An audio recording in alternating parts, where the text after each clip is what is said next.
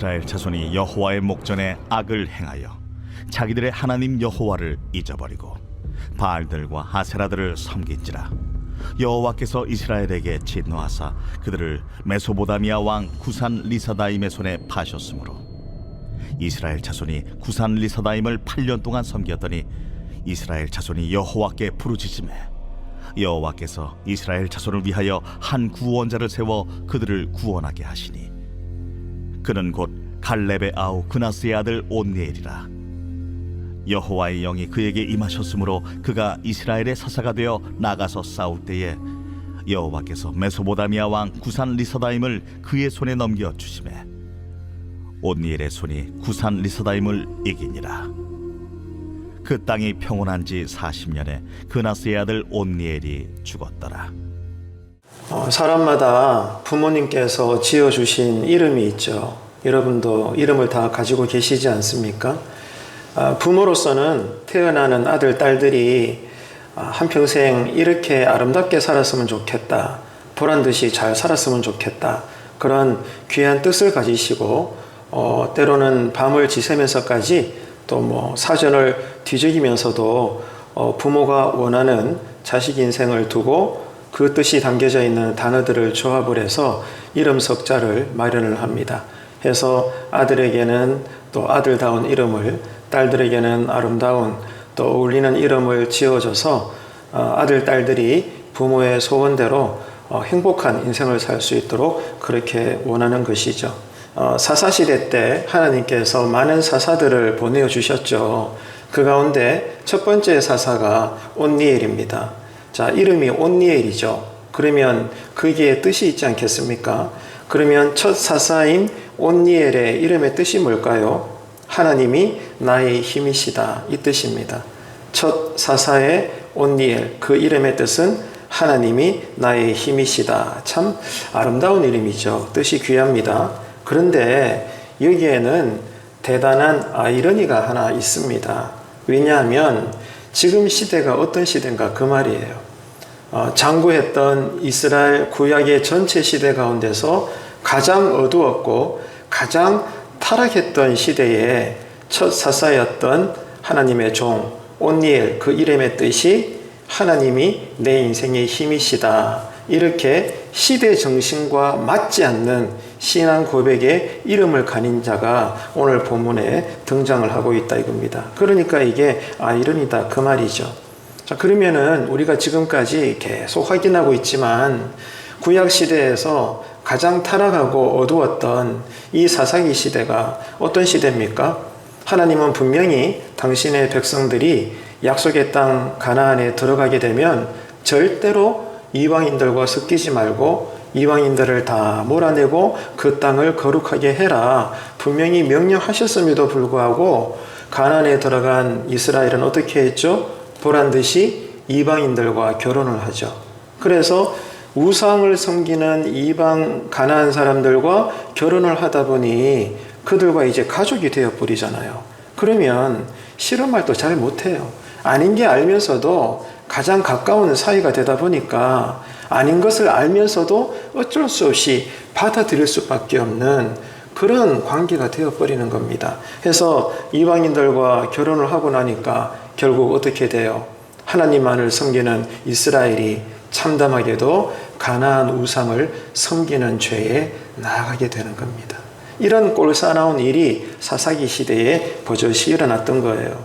이렇게 모든 사람들이 가나안의 우상들을 섬길 때 그러나 바보같이 한 사람 온니엘은 아니다. 너희들은 다 가나안 땅의 신들을 섬길지라도 나는 오직 여호와 하나님만을 섬기겠노라 이렇게 선언을 했다는 겁니다. 오직 여호와 하나님만이 나의 힘이시다. 이렇게 그 이름으로도 외쳤다는 거죠. 이렇게 장한 이름을 가진 사람이 이스라엘의 첫 사사가 되었다는 사실을 오늘 본문이 우리에게 소개해 주고 있는 거예요. 부모님들이 우리 각자에게 지어주신 이름은 다 다르죠. 그죠? 제 이름이 다르고 오늘 예배에 나오신 여러분들의 이름이 다 다른 것처럼 다 다릅니다. 하지만 진짜 우리의 부모가 되시는 영이신 아버지 하나님께서 예배자로 살아가는 저와 여러분에게 실제로 붙여주신 이름은 똑같습니다. 그 이름이 뭘까요? 그리스도인입니다. 한번 따라합시다. 나는 그리스도인입니다.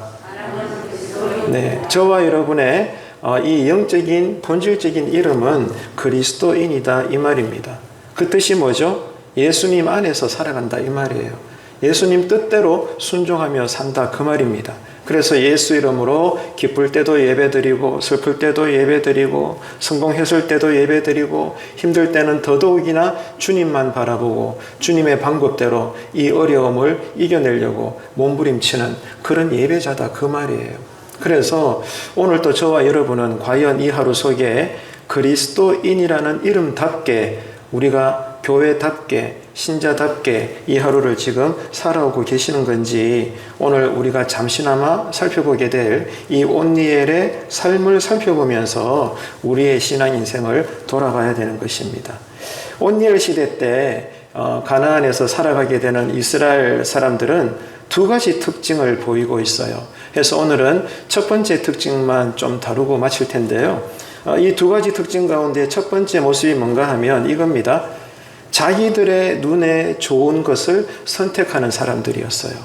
그러니까 하나님 보시기에 좋은 것을 저들이 선택을 해서 어떻게 해서라도 하나님을 기쁘시게 하는 삶을 가나안 땅에서도 살아내는 것이 아니라 하나님이 눈이 아니라 자기들의 눈에 보기에 좋은 것을 그냥 마구잡이로 흡수했다 이거예요. 이게 가나안에 들어가서 살아가는 이스라엘의 신앙에 패역했던 첫 번째 시대의 모습이었다 그 말입니다. 그래서 온니엘이 어떤 사람이었는가 이것을 알아보기 위해서는 이 온니엘이 살았던 이 사사시대가 어떤 시대였는가를 당연히 살펴봐야 되겠죠. 그래서 오늘 본문 7절을 보시기를 바랍니다. 이스라엘 자손이 여호와의 목전에 악을 행하여 자기들의 하나님 여호와를 잊어버리고 바알들과 아세라들을 섬긴지라. 아멘. 자, 여기서 여호와의 목전 이렇게 표현되고 있죠. 이게 어떤 뜻이죠? 어렵지 않죠? 하나님의 눈 앞에서 이 말이에요. 불꽃 같은 눈동자로 우리가 지금 거룩하게 사는가 안 사는가, 말씀대로 순종하며 따르는가 그렇지 않은가를 졸지도 않고 주무시지도 않는 늘 불꽃 같은 눈동자를 우리를 향하여 지켜보고 계시는데, 그런데 가나안의 이스라엘 백성들은 이런 여호와의 눈앞에서 하나님의 목전 앞에서 악하게 살았다 이 말이에요. 이해가 되십니까? 그러니까 지금 이 이스라엘 백성들은 가나안에 들어가서 가나안이라고 하는 새로운 문화를 받아들일 수밖에 없는 어쩔 수 없는 사회생활의 문화가 있었고, 그래서 이제 농사를 지으면서 살아야 되니까 비록 악할지라도 이 땅에 문화가 있는데 하나님 어쩌겠어요. 이게 뭐 사회생활인데 직장생활 다 그렇잖아요. 교회 안에서는 거룩하게 생활해도 교회 바깥에서는 도태되지 않고 먹고 살려면 때로는 뭐 술자리도 가야 되고 때로는 정직하지 못한 장부도 꾸며야 되고 다 그런 건데 하나님이 뭐 이해하지 못하시면 뭐 어쩌란 말입니까? 라고 우리는 솔직히 합당하게 이유를 댈 수 있잖아요.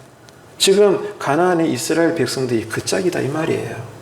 그러니까 솔직히 그 시대에 우리들은 하나님 어쩔 수 없잖아요.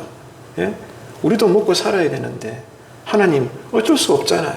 이런 사회생활이라는 이름으로 합당하게 이유를 대고 변명을 들 줄은 몰라도, 그러나 냉정하게도 성경은 분명히 지금 선언하고 있습니다. 아니라는 거죠.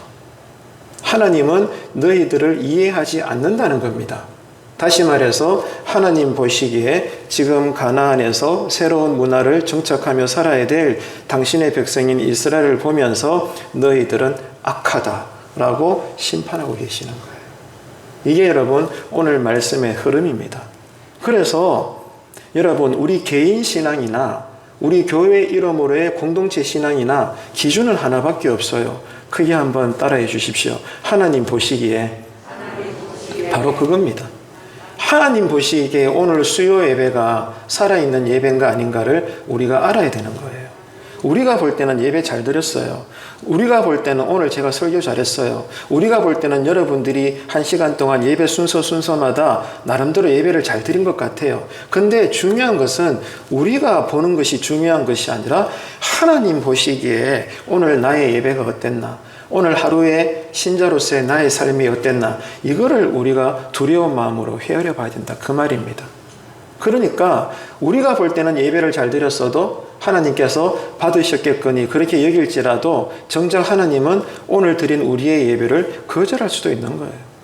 그리고 반대로 우리가 볼 때는 오늘 예배가 중간에 막 잡음도 나고 마이크도 끊어지고 설교자라서 목사님이 설교도 버벅대고 말이죠. 솔직히 1시간 예배는 꾸역꾸역 드리긴 했지만 누가 봐도 집중이 안 되었어. 막 애들도 시끄럽고 막 날리고 그래요. 그럴 때가 있잖아요. 그럴 때는 우리가 어떻게 느낍니까? 예배는 드렸지만 오늘 예배는 좀 그랬어. 그지? 그랬지. 이렇게 서로 말할 수 있죠. 하지만 정작 하나님은 그 예배를 참된 제사로 받을 수도 있는 거예요.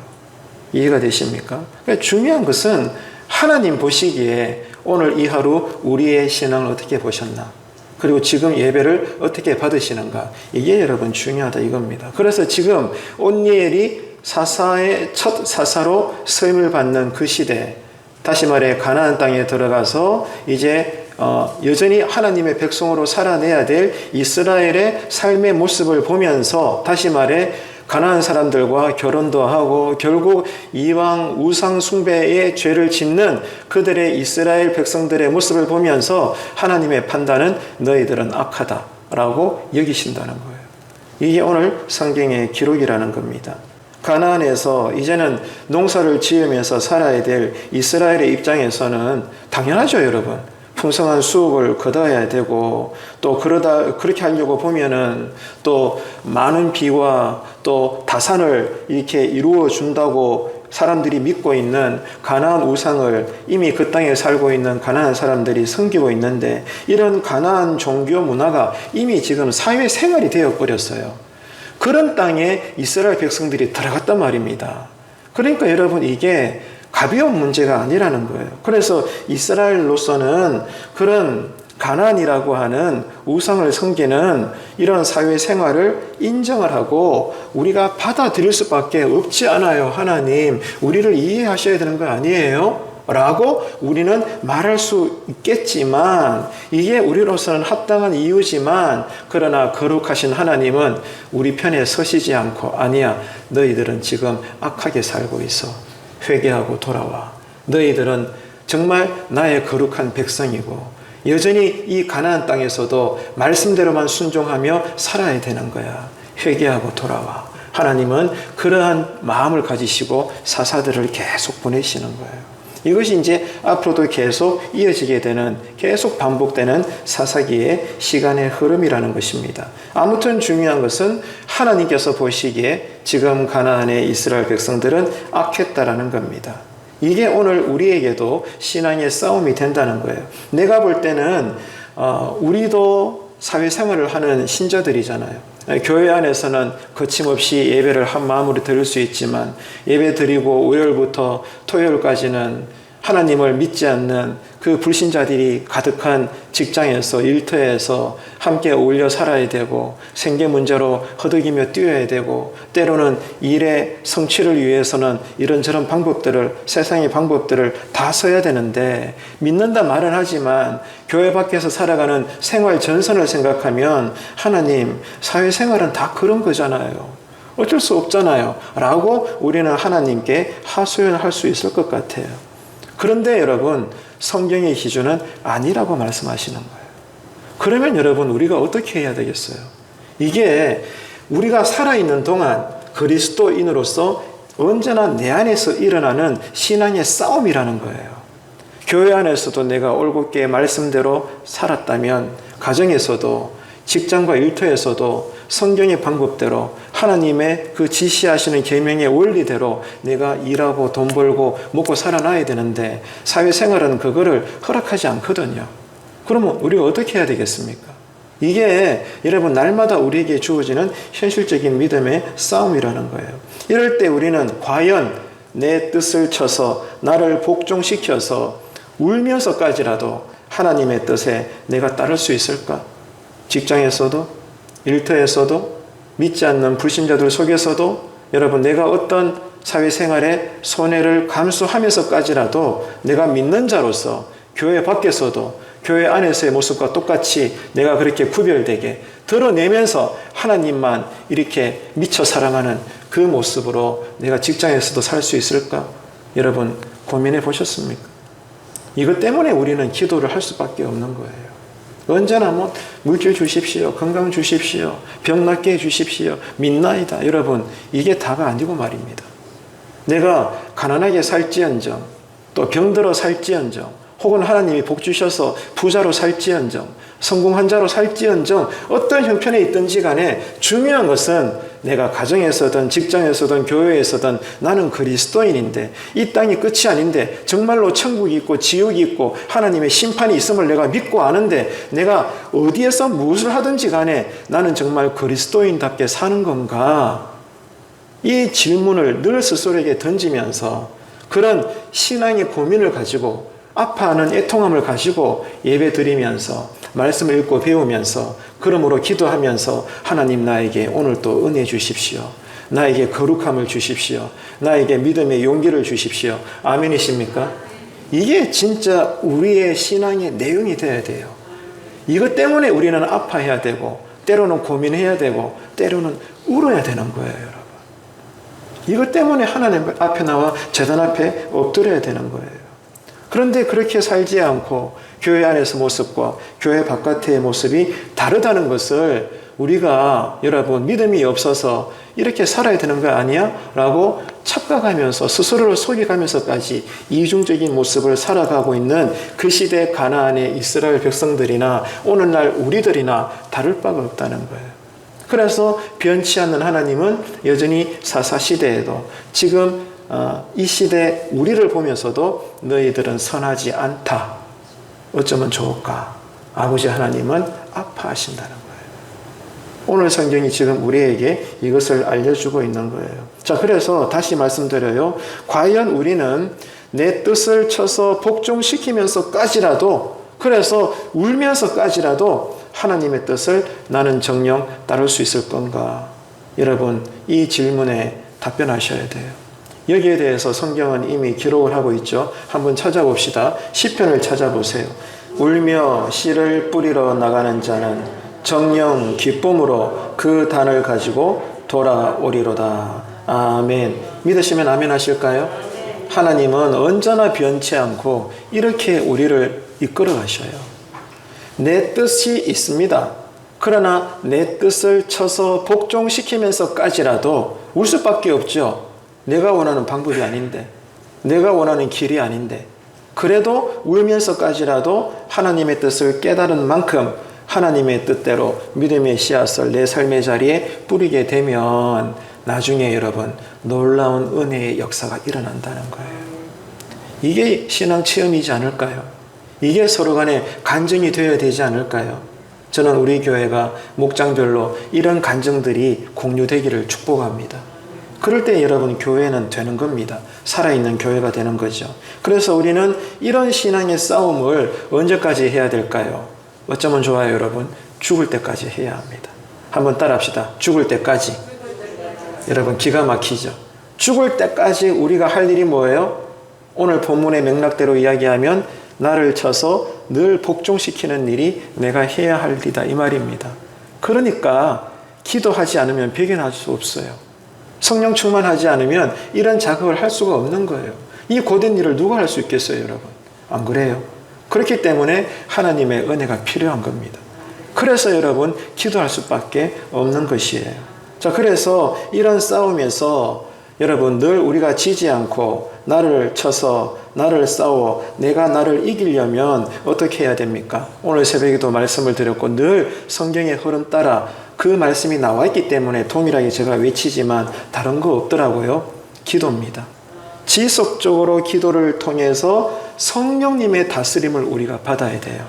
내 의지로 선한 신앙생활을 하는 게 아니라 성령님이 어제도 오늘도 내일도 아침마다 점심마다 밤마다 매 상황마다 나를 다스리셔야 돼요.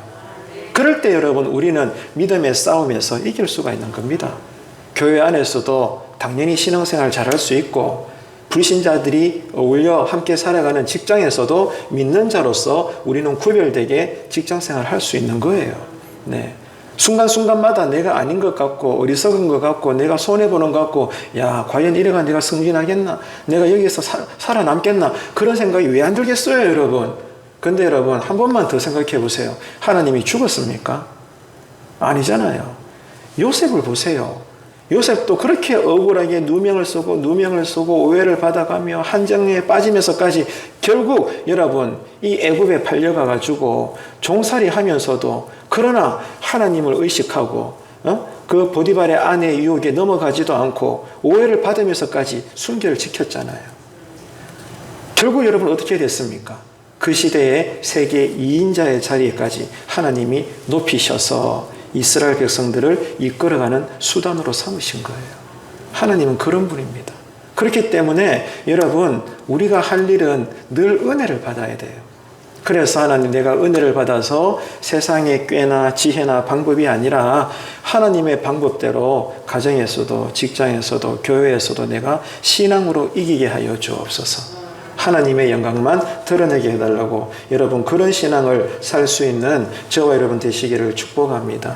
그래서 여러분 우리 교회는 솔직히 사람의 눈으로 볼 때는 큰 교회가 아니잖아요. 그죠? 작은 교회입니다. 교세도 적고 또 대부분 분들이 연로하시고, 또 그렇다고 젊은 일꾼이 많습니까? 거의 없죠. 또 예산도 날마다 여러분 마이너스입니다. 작은 교회입니다. 그러나 여러분 그 생각해 보셨어요? 그럼에도 불구하고 60명의 우리 교회가 하나님 보시기에 위대한 교회일 수 있어요. 무엇이 그것을 가능케 합니까? 숫자는 얼마 안 되어도 여러분 우리 모두가 은혜 받은 자로 살 수 있잖아요. 네? 힘써 교회에 모이는 예배자는 될 수 있잖아요. 늘 기도하는 60명이 될 수 있잖아요. 늘 성령 충만한 우리 모든 주의 성도들 될 수 있잖아요. 아멘이십니까? 그러면 하나님 보시기에 큰 교회예요, 그게. 여러분, 이 생각을 꼭 하십시오. 사람 눈으로 볼 때는, 세상의 기준으로 볼 때는 예산도 적고, 젊은 일꾼도, 가정들도 없고, 연로하시고, 교인 수도 얼마 안 되고 말이죠. 그게 사실이죠. 하지만 하나님의 눈으로 볼 때는 아닐 수 있단 말입니다. 그러니까 여러분, 이제 우리 기도자가 되시자고요. 예배자가 되자고요. 헌신자가 되자고요. 죽을지언정 기도하다가 순교하자고요. 그러면 여러분 하나님이 우리를 쓰시지 않겠어요?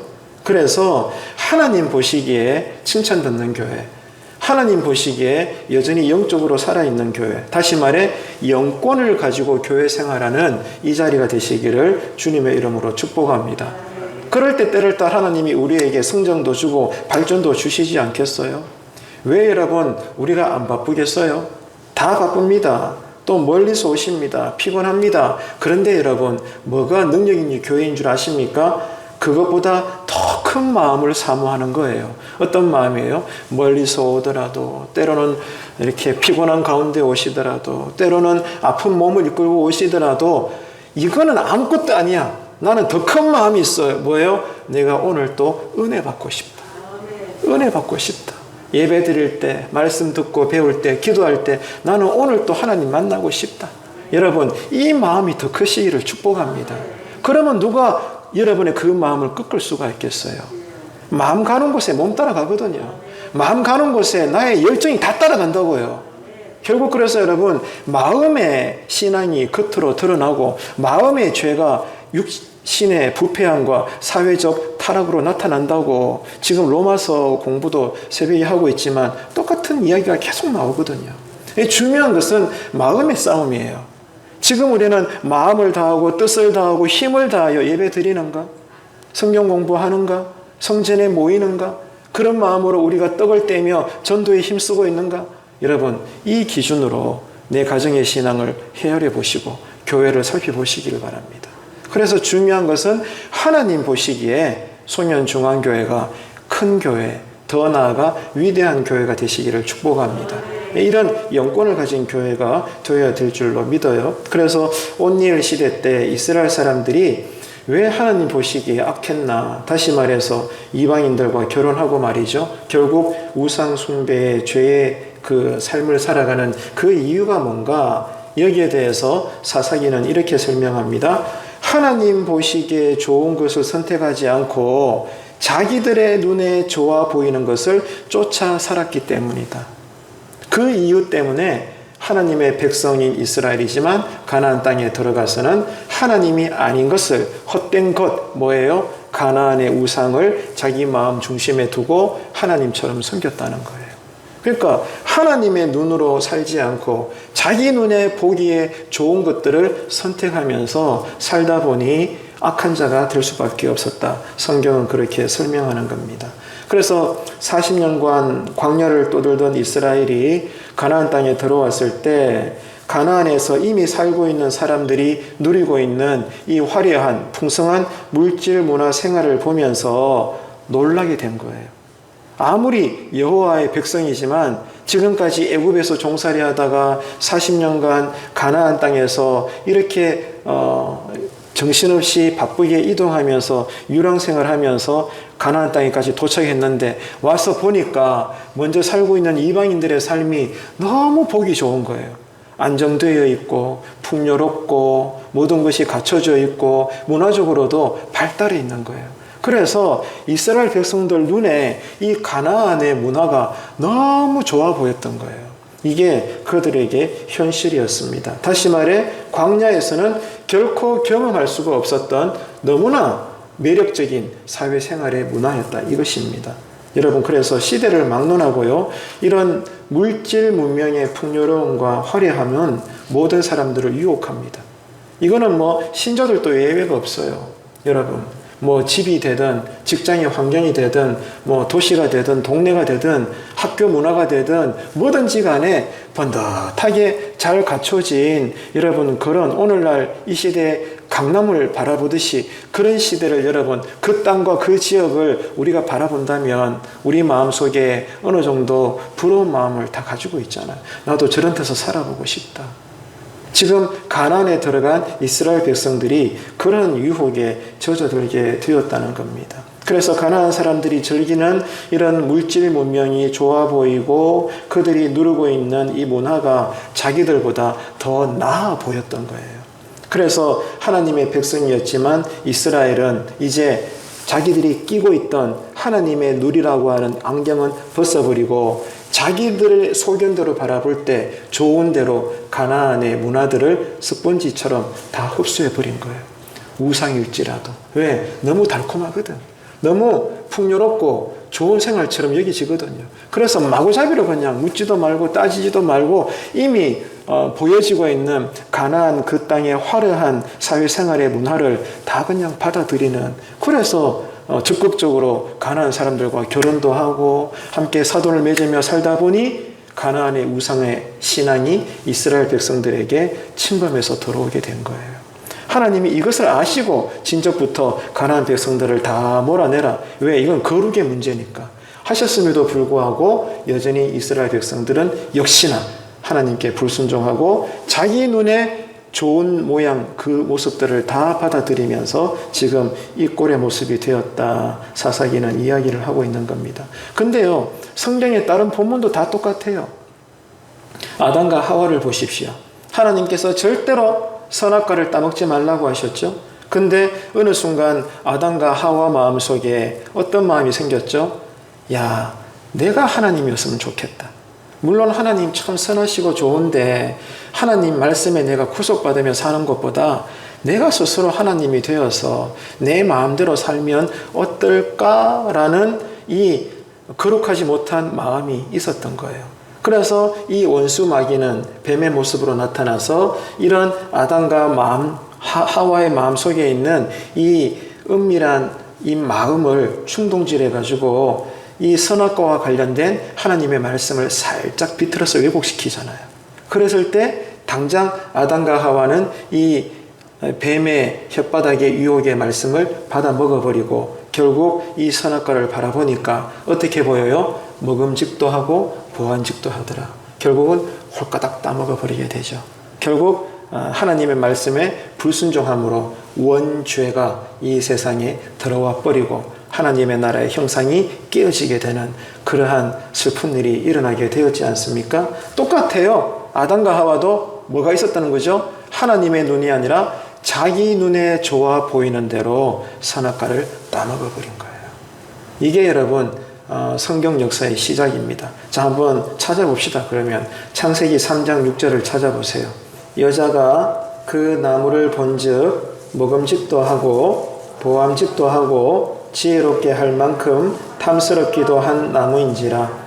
여자가 그 실과를 따먹고 자기와 함께한 남편에게도 주매 그도 먹은지라. 아멘. 자, 무슨 말이에요? 하나님의 눈으로 선악과라는 계명을 바라보지 않고 이제 은혜가 바닥나고 하나님이 되고자 하는 마음의 욕심이 생겨나면서 마귀가 요 순간을 놓치지 않고 말씀을 살짝 왜곡해서 유혹을 하니까 그만 하와가 옳거니 덥석 이렇게 넘어가게 돼버리잖아요. 그리고 난 다음에 이제 자기의 소견대로 선악과를 딱 바라보니까 먹음직도 하고 보암직도 하고 너무 탐스러운 거야. 그래서 홀까닥 먹어버리고 또 남편에게 가서 함께 먹여버리는 그러한 죄가 탄생되게 된 것입니다. 여러분, 그 다음에 아브라함의 조카 롯도 마찬가지예요. 믿음의 사람 아브라함 덕분에 롯의 가정도 갑부가 되었지 않습니까? 그래서 아브라함도 갑부고 조카 롯도 하나님의 은혜로 갑부가 되다 보니 이 한정된 지역에서 두 가문이 같이 살기에는 너무 비좁은 거예요. 생활이 안 되는 거라. 그래서 이제 아브라함이 뭐라고 이야기해요? 어느 날 조카 롯을 불러가지고 조카야, 네가 먼저 선택해라. 주변의 동서남북 어디를 바라보고 네가 원하는 땅을 골라라. 네가 동쪽을 선택하면 나는 서쪽으로 갈게. 네가 서쪽을 선택하면 내가 동쪽으로 갈게. 됐나? 네가 먼저 선택을 해라. 이렇게 이제 기회를 줘요. 주니까 조카 롯이 어떻게 합니까? 하나님의 눈이 아니라 자기 소견들의 눈으로 떠서 보니까 어떤 땅이 좋아 보여요? 아직 멸망하지 않은 소돔과 고모라 땅이 너무 좋아 보이는 거예요. 실제로 그 당시 소돔과 고모라는 오늘날 강남입니다. 강남. 황금알이 있는 땅이에요. 말 그대로 서울입니다. 그래서 여러분, 이 조카 롯이 너무 자기 눈으로 볼 때 그 땅이 풍요롭고 강도 흘러가고 바보가 보더라도 그 땅을 선택할 만큼 준비된 땅이에요. 그래서 내가 저 땅을 가겠습니다 했더니 아브라함은 그래 축복하면서 이제 조카 롯을 보내버리게 되죠. 자, 창세기 한번 13장 찾아보도록 하겠습니다. 이에 롯이 눈을 들어 요단들을 바라본 적 소알까지 온 땅에 물이 넉넉하니 여호와께서 소돔과 고모라를 멸하시기 전이었는고로 여호와의 동산 같고 애굽 땅과 같았더라. 아멘. 자, 중요한 것은 이 조카 롯도 신앙의 눈이 아니라 육신의 눈으로 보고 선택을 했다는 거예요. 이게 지금 동일하잖아요. 아담과 하와의 모습이나 아브라함의 조카 롯의 모습이나 지금 가나안 땅에 들어가서 엉뚱한 삶을 살아가는 출애굽 3세대 이스라엘의 모습이나 한결같이 똑같다라는 거예요. 하나님 보시기에가 아니고 내가 보기에. 따라합시다. 내가 보기에. 여러분, 이러면 안 됩니다. 내가 보기에 교회는 이래야 돼. 이러면 그 교회는 망하는 거예요, 여러분. 담임 목사님, 저도 내가 보기에라고 기준을 잡고 설교하면 교회는 망하는 겁니다. 그러면 여러분 안 되는 거예요. 장로님도 마찬가지고 권사님도 마찬가지고 누구나 똑같아요. 내가 보이기가 아니고 따라합시다. 하나님 보시기에. 아멘이십니까? 그러기 위해서 여러분 교회는요, 들었던 말씀을 또 듣고 하면서도 우리가 죽을 때까지 이 성경 말씀을 선포하고 가르치고 배워야 되는 거예요. 그럴 때 하나님 보시기에서 우리가 벗어나지 않는 거죠. 이처럼 죄라고 하는 것은요, 어떻게 우리를 유혹하는 줄 아십니까? 인간의 눈을 통해서 유혹합니다. 그 정도로 여러분, 육신의 눈이라는 것은 치명적이에요. 그래서 하나님은 형상이 없잖아요. 그래서 어떠한 형상으로도 하나님을 의미하는 형상을 만들지 말아라. 왜냐하면 만드는 순간 하나님을 왜곡하게 되어 있고 신앙은 오해되기 때문입니다. 이만큼 여러분, 하나님은 섭리가 다 있으셔요. 그래서 하나님은 형체가 없는 거예요. 왜? 우리 눈으로 보고 하나님을 보는 순간 하나님이라고 뜻은 가지고 있지만 하나님이라는 형상을 만드는 순간 우리는 하나님이 아닌 다른 것들을 만드는 거거든요. 그래서 여러분, 육신의 눈의 유혹이 얼마나 여러분 치명적인가를 누구보다 원수마귀가 알고 있는 거예요. 그렇기 때문에 늘 기도 제목이 뭐예요? 하나님, 영안이 열리게 하여 주옵소서. 믿음의 눈이 열리게 하여 주옵소서. 이런 눈으로 가정을 바라보고 내 자녀를 바라보고 울어야 되는 거예요. 영안이 열리면 울 수밖에 없어요. 영안이 열린 부모는요, 사랑하는 내 자식들을 보면서 울 수밖에 없어요. 영안이 열린 성도들은 속한 교회를 보면서 울 수밖에 없는 거예요, 여러분. 주님도 이 땅에 오셔서 얼마나 많이 우셨습니까? 이게 여러분 신앙의 내용이라는 거예요. 정말 우리는 성도로서 우리가 지체된, 그러므로 한 몸을 이룬 우리가 속한 이 교회를 바라보고 여러분 매일 그럴 수는 없겠으나 틈틈이 정말 우리는 애통하는 마음으로 눈물 흘려 기도해 보신 적이 있습니까? 이 체험이 있어야 되지 않을까요? 목사는 목사대로, 장로님은 장로님대로, 여러분대로 말이죠. 때를 따라 성령님이 감동을 주셔서 예배 때문에 애통한 마음 생기고, 교회 때문에 아픈 마음이 생기고, 내 가정을 보면서 내 자녀들을 보면서 신앙 문제 때문에 전전긍긍하는, 여러분 그 아픔이 우리에게 있냐 이거예요.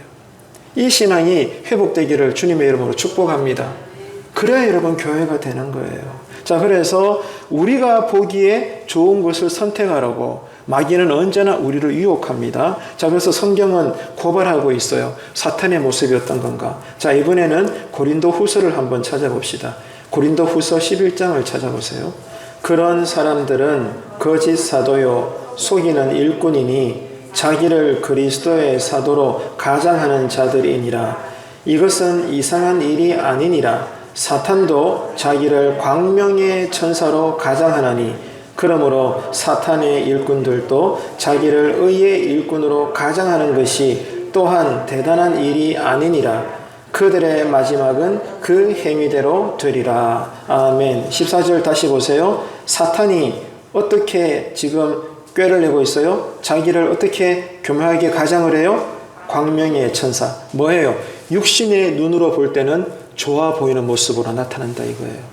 그러니까 사탄이 우리에게 유혹되어져 올 때는 신자인 우리들이 볼 때도 은혜가 바닥나게 되면, 믿음의 눈이 감겨지게 되면 사탄이 버젓이 유혹해서 나에게 지금 들어오는데도 우리가 어떻게 사탄이 보여요?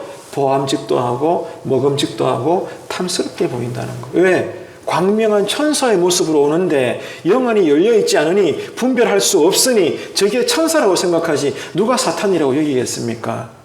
안 그래요, 여러분?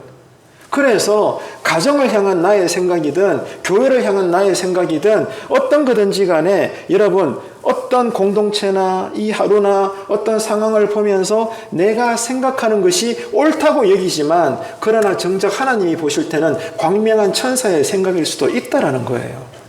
이해가 되십니까? 그렇기 때문에 평상시에 우리가 늘 뭐 해야 돼요? 깊은 기도가 이어져야 되는 거예요. 그래서 분별의 영을 받아야 지금 내가 내 마음속에 가지는 생각이 성령님이 주시는 생각인지 아니면 광명의 천사로 둔갑한 마귀가 주는 생각인지 우리가 분별할 수 있어야 되는 거예요. 분별할 수 없으니 각자 자기 소견에 옳은 대로 여러분 교회를 세워나가니 늘 교회 안에 은혜는 없고 잡음만 있는 거예요. 우리 교회가 그런 교회가 되지 않기를 축복합니다. 그래서 여러분 늘 기도할 때마다 분별의 영을 달라고 기도하십시오. 이 분별의 영을 받으려면요 말씀을 늘 읽으셔야 돼요. 그래서 말씀이 내 생각을 다스리셔야 되는 거예요. 성령님이 나를 이끄셔야 돼요.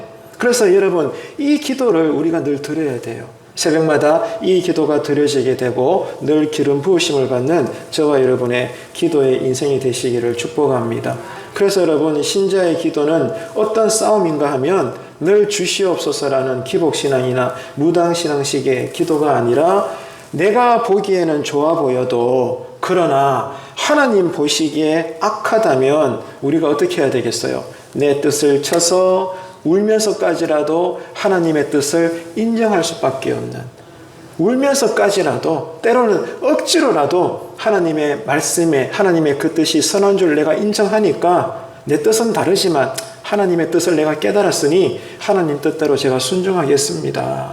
여러분 이런 우리의 신앙이 되기를 축복합니다. 근데 이게 우리가 원치 않는 모습이라는 거예요. 그렇기 때문에 성령님은 우리로 말씀을 읽게 하시고 이 말씀을 따라 기도하게 하시는 거예요. 그 기도의 내용이 뭐죠? 내 뜻을 끄게 하시는 그 기도가 드려지게 한다는 겁니다. 그래서 예수님께서도 겟세마네 동산에서 마지막 십자가 지시기 직전에 뭐라고 기도했죠? 아버지여, 굳이 십자가 방법으로 인류를 구원하지 말고 내가 굳이 꼭 죽을 이유는 없잖아요. 아버지, 이 잔을 내게서 피하게 하시옵소서, 돌리시옵소서. 그랬지만 마지막에 여러분 어떻게 고백하셨죠? 내 뜻대로 마시고 아버지의 뜻대로 하소서. 여러분, 이게 기도의 모범입니다. 여러분, 가정을 위해서 기도하든 교회를 위해서 기도하든 직장을 위해서 기도하든 이 기도가 드려지게 되기를 바랍니다. 내 뜻대로가 아니고 아버지 뜻대로 내 가정이 이어지게 하시고, 일터에서 내가 일하게 하시고, 직분자로서 성도로서 교회를 잘 맡아 섬기게 하여 달라고 여러분 그런 기도가 드려지게 되기를 축복합니다. 그래서 여러분 복음서를 읽어보게 되면 예수님 앞에 나온 수많은 종류의 병자들이 있지만 유독 맹인들이 많았잖아요. 이게 다 여러분 의도가 있는 것 같아요.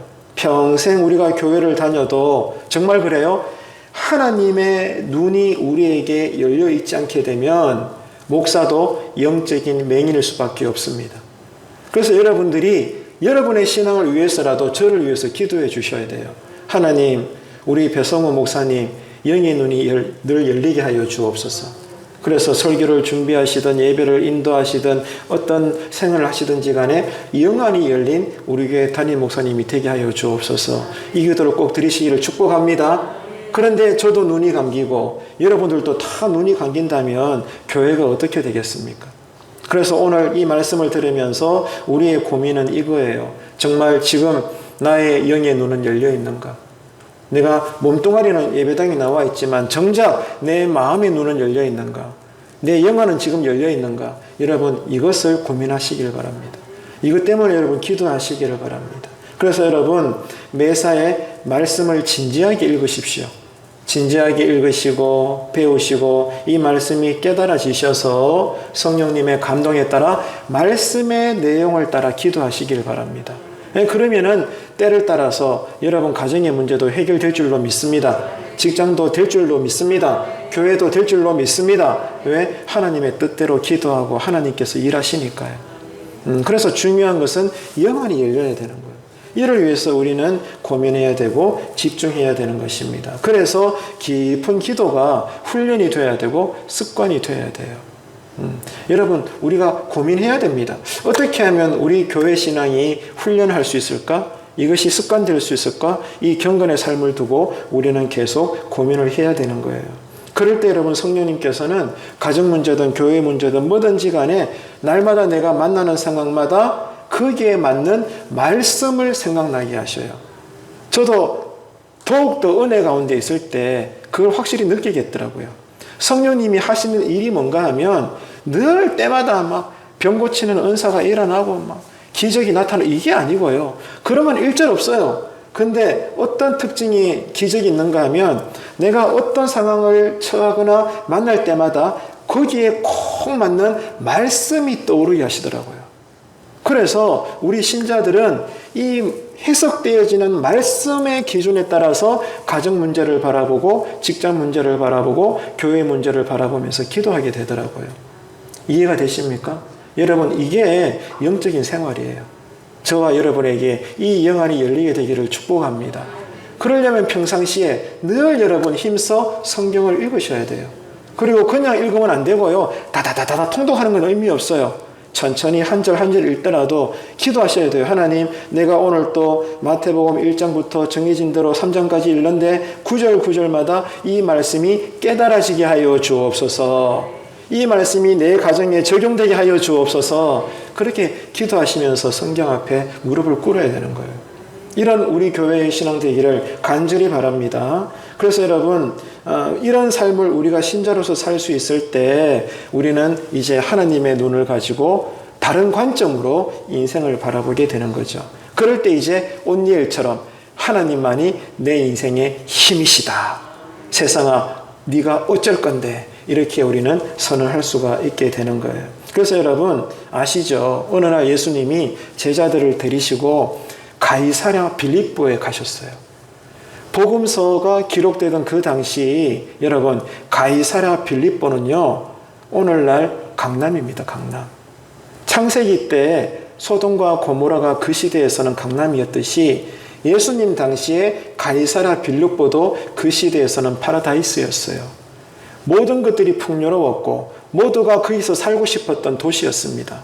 다시 이야기해서 굳이 하나님이 안 계셔도 우리가 행복하다고 느낄 만큼 모든 환경 조건들이 다 갖추어져 있는 풍요로운 도시였어요. 거기가 바로 가이사랴 빌립보였는데 어느 날 예수님이 의도적으로 제자들과 가시다가 그 도시에 머물러 계시면서 제자들에게 묻는 거예요. 얘들아, 사람들이 나를 누구라 하더냐? 그리고 너희들은 나를 누구라 여기느냐? 의도적으로 물으시는 거예요. 이해가 되십니까? 예수님의 의도가 뭐예요?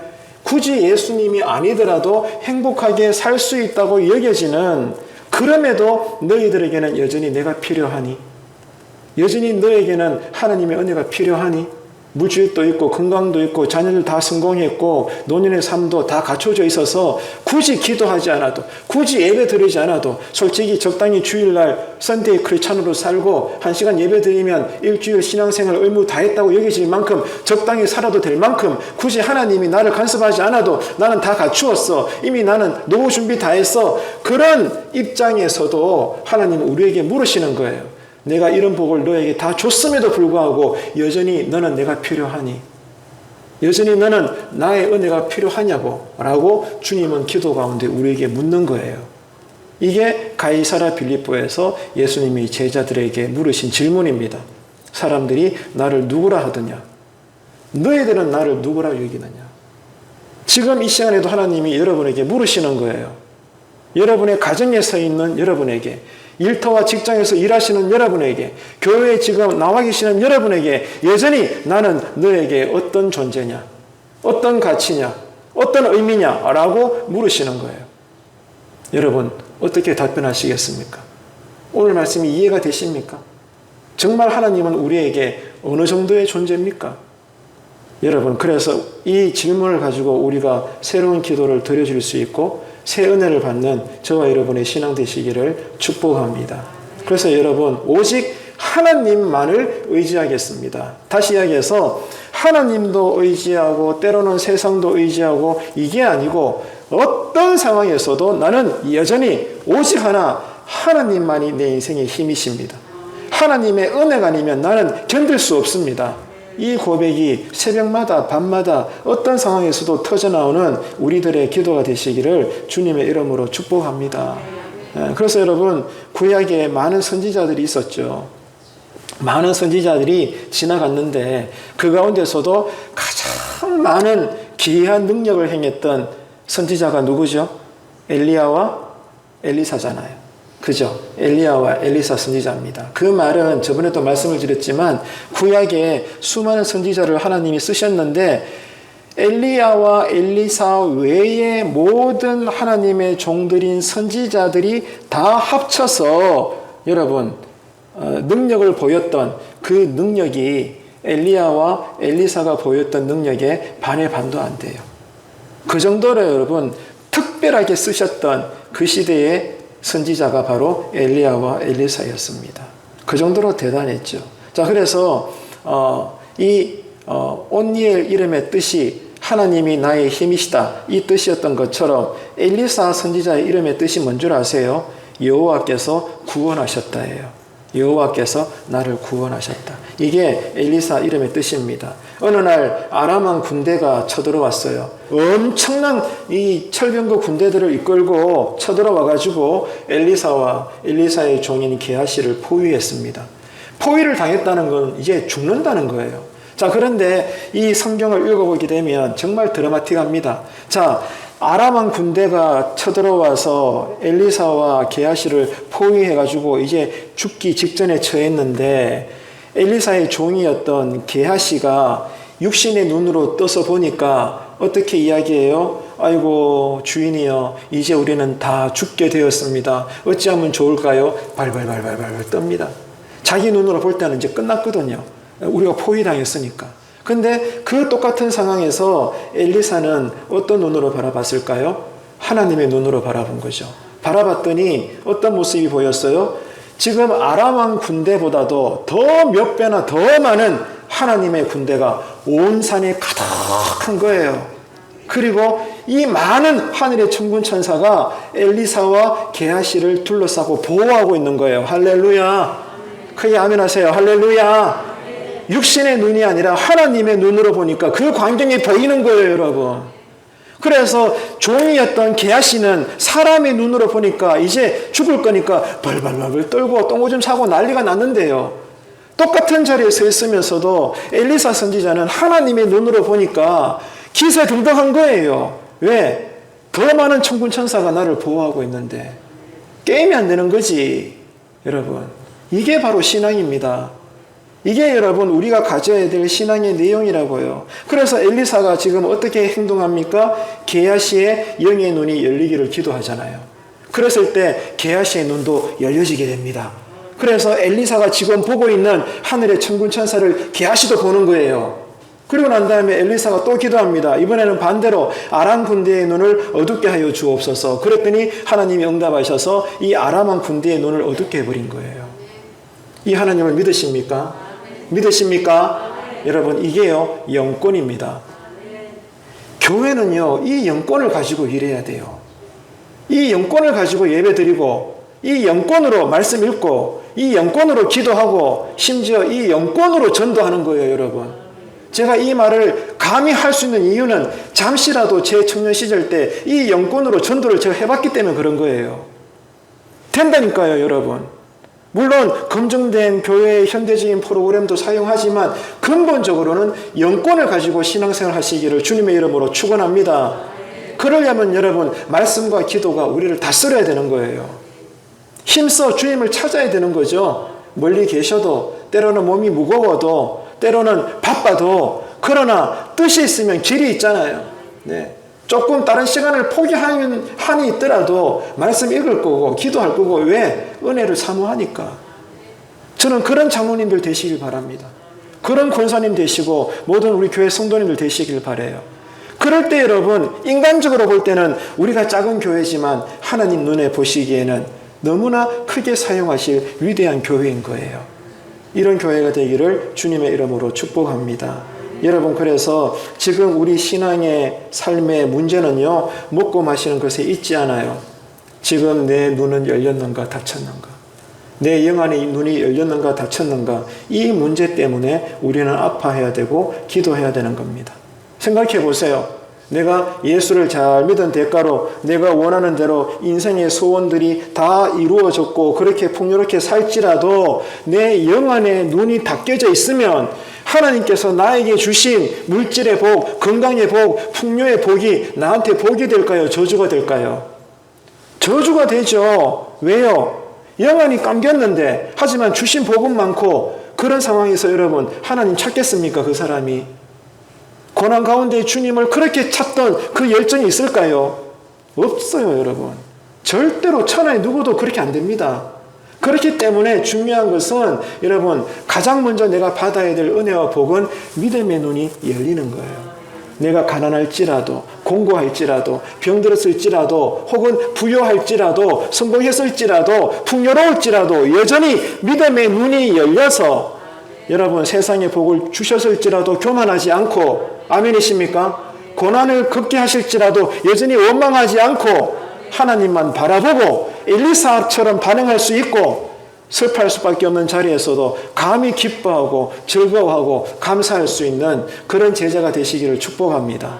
그게 주님 보시기에 큰 교회죠. 예.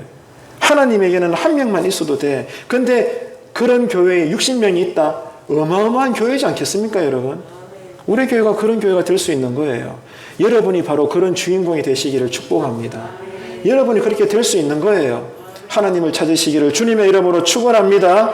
여러분 보세요. 다시 말씀드려요. 이렇게 아브라함의 조카 롯이 자기 눈으로 볼 때 멸망받기 전 소돔과 고모라가 그 시대의 강남 땅이었지만 결국 그 땅에 들어가서 어떻게 됐습니까? 죄악이 창궐하니까 하나님의 불이 심판으로 임하게 되죠. 다 여러분 불타버리잖아요. 저주의 땅이 되고 마는 것입니다. 결국 여러분 내 소견에 좋은 대로 살지 마십시오. 하나님의 눈으로 보시고 여러분 남들은 다 기뻐해도 하나님이 우신다면 나는 울어야 되는 거예요. 남들은 다 두려워해도 하나님이 자신만만해 하시면 나는 자신만만해 해야 되는 거예요. 이게 구별된 것이고 이 구별됨이 거룩한 것입니다. 여러분 그래서 내가 빈궁하게 살아도 영안이 열려 있으면 거기가 천국인 줄로 믿으시길 바랍니다. 왜? 누가 계시니까? 하나님이 계시니까. 그래서 여러분, 교회의 기도는 언제나 두 가지예요. 두 가지밖에 없어요. 오늘 본문에서는 첫 번째, 주님 먼저 내 눈이 열리게 하여 주옵소서. 두 번째는 성도들의 눈이 열리게 하여 주옵소서. 이 기도밖에 없는 거예요. 엘리사가 눈이 열렸죠. 그 다음에는 열리지 않은 게하시를 보고 열리기를 기도했죠. 그죠? 바로 이 기도인 거예요. 주여, 내가 먼저 영안이 열리게 하소서. 그리고 난 다음에 우리 교회 목사님, 장로님, 권사님, 집사님, 모든 주의 성도들도 동일하게 영안이 열리게 하여 주옵소서. 그래서 영권을 가지고 일하는 교회 생활 되게 하여 주옵소서. 그렇게 되면 딸을 따라 내가 구하지 못했을지라도 물질이 필요하면 물질도 주실 거고, 사람이 필요하면 동력자도 붙여주실 거고, 닫힌 문도 열게 하여 주실 줄로 믿습니다. 내 영혼이 잘 되면 범사가 잘 되는 거예요, 여러분. 그래서 여러분, 신앙의 목숨을 거는 기도의 싸움을 하시리니까요. 그러면 돼요. 그런 체험을 하고 여러분, 그러한 간증을 목장 안에서 나누시는 저와 여러분 되시기를 주님의 이름으로 축복합니다. 그래서 여러분, 온니엘 당시의 이스라엘 사람들은 자기들 눈에 좋은 것을 선택하는 맹인들이었다, 이 말입니다. 이게 오늘 메시지 중에 하나예요. 하나님 보시기에 맹인이었다, 이거예요. 그래서 저나 여러분이나 하나님 보시기에 영적 맹인이 되어서는 안 되잖아요. 그래서 오늘 밤에도 여러분 잠시 기도할 때 이 기도 꼭 합시다. 하나님, 내 눈을 열게 하여 주옵소서. 더불어 우리 목장원들 영혼의 눈이 열리게 하여 주옵소서. 이렇게 우리의 기도가 달라지고 새로워지셔서 이제 우리의 기도가 엘리사의 기도가 되기를 간절히 바랍니다. 그래서 우리 교회 신앙의 눈이 크게 열려서 하나님 뜻대로 살아서 하나님 보시기에 위대한 교회가 되기를, 이 은혜가 우리와 함께 하시기를 주님의 이름으로 축원합니다.